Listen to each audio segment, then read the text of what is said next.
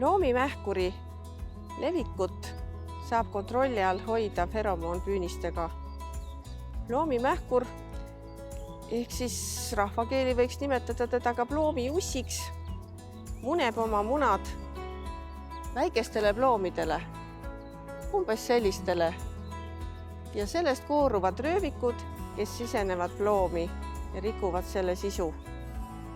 Siin pakendis on olemas aga abivahend selle vastu.